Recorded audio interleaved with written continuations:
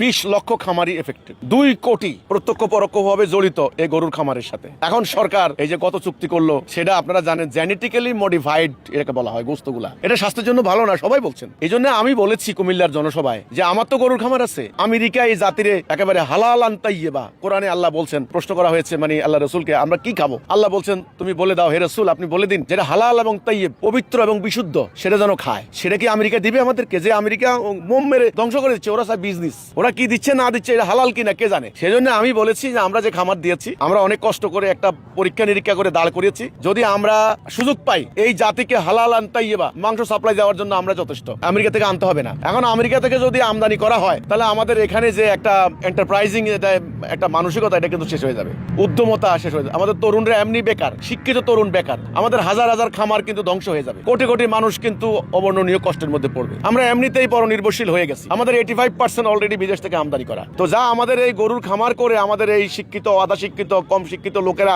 একটু বেকারত্ব দূর করার চেষ্টা করছেন, সেটাও কিন্তু ধ্বংস হয়ে যাবে। কাজে আমি বলেছি যে আমেরিকা থেকে যদি গরু আমদানি করা হয় তাহলে সবচেয়ে বড় ক্ষতিগ্রস্ত আমরা হব, এফেক্টেড আমরা হব। তো আমরা সাফারার হিসাবে আমরা এর প্রতিবাদ করবো। এটা আমার মানবাধিকার, নৈতিক অধিকার। মানুষ বেঁচে থাকার জন্য গুলি খাইয়া মরে, তারপরও সে কিন্তু লড়াই করে।